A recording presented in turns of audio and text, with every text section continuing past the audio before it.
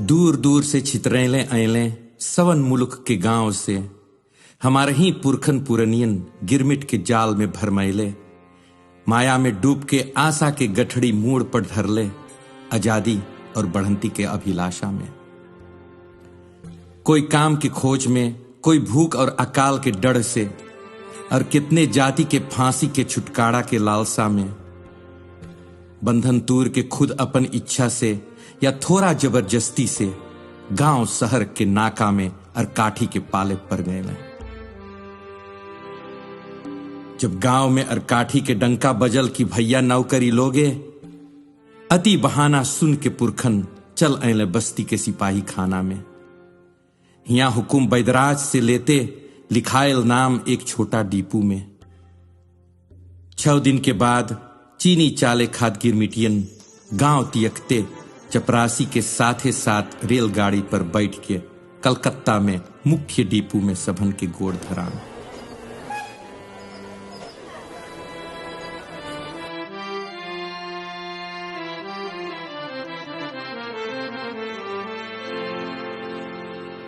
कलकत्ता के हावड़ा रेलगाड़ी भवन पर ठड़ाव भइल।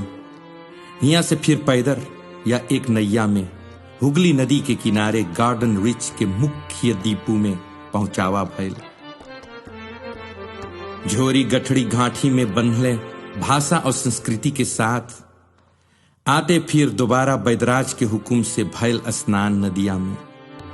बातचीत के बाद अंगुड़ी के छापा की तो एक खांची से भइल दस्तखत गिरमिट के कंतराक के। 5 बरिस कुछ दूर श्री राम टापू में नौकरी करे खातिर। कुछ हफ्ता कलकत्ता के डीपू के स्थान में जिंदगी कटल, एक से एक दुर्वन के सुरक्षित सेवा में, जमादार और सरदार के कैदी में। निवास कयन चौकी घर से घेरल ऊंचा देवाल और कुछ ना, रसोई घर, अस्पताल और टट्टी के सिवा। दिन भर दुई दाई दाना के भरोसा, फिर सबूरी से अकताई के अगोरो अपन अपन अनजान मंजिल। टेम कतना टेम बिखायल हिया पर कुश्ती, गटका, गोली डंडा और बिरहा गान बजान के साथ। अपन अपन तकदीर पकड़ते हिए मुलाकात भयल कितने भाग्य वालन से। अब धीरे धीरे भयल तैयारी, नसीब के लिखल अनजान सफर, काला पानी के कोई ढूढ़ी टापू कई।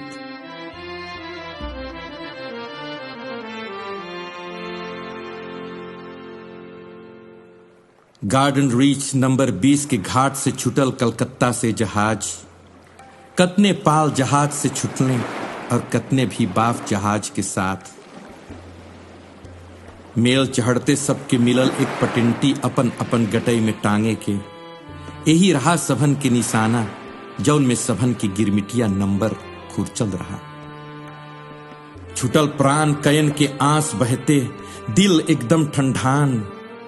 लहर से लहर पर छूलत जहाज पगला समुंदर के सामना करते। धीरे धीरे बिछड़ल देश पलवार, कलकत्ता के डीपू से भयल बाप दादन के देश त्याग, और यहीं से शुरू भयल सबन के नवा इतिहास।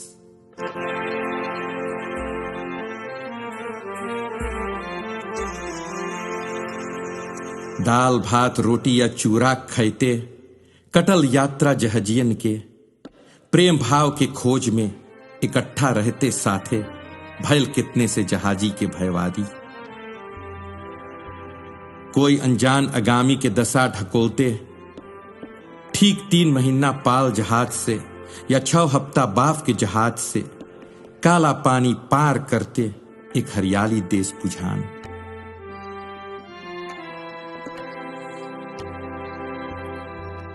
सरनाम नदी के मुहारे पहुंचते हर एक मगन में अपने के ताके। हाथ जोड़ के मांग करिल सब जल्दी धरती पर पांव धरे खात।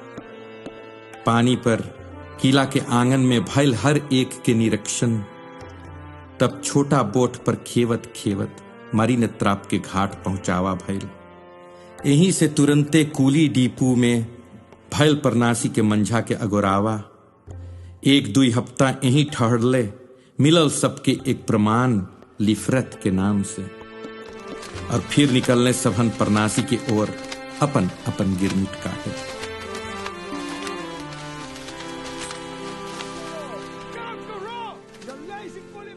पांच बरिस गिरमिट सब कटिए परनासी के बढ़ंती खात, केन कॉफी ककाओ तुरते यही में कतना छटकुन भी खवान।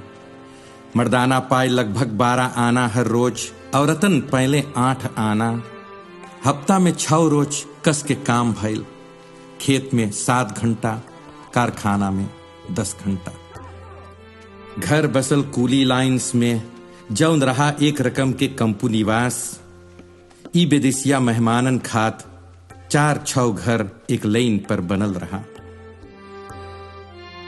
काम भल पारी पारा में हर एक के अपन अपन कार्य।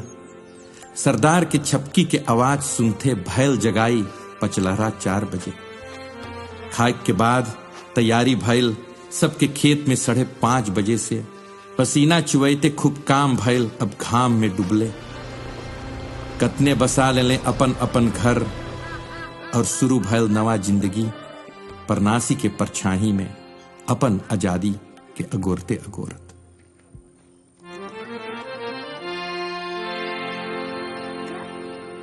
आज देखते देखते 150 बरिस नकचाद भी है।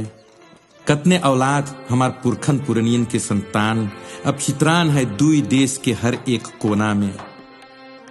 कोई रहे सरनाम देश में और कोई बसल है हॉलैंड में। बंधन तूरे झुक के ताकल जात है अपन अपन बीतल कहानी की। सिर्फ मजहब और संस्कृति के एक पातर डोड़ा में बांधल। कैसे है आगामी, कौन भविष्य? एकर उत्तर दलदल में धसल है, मटियारा के फंडा में पड़ल।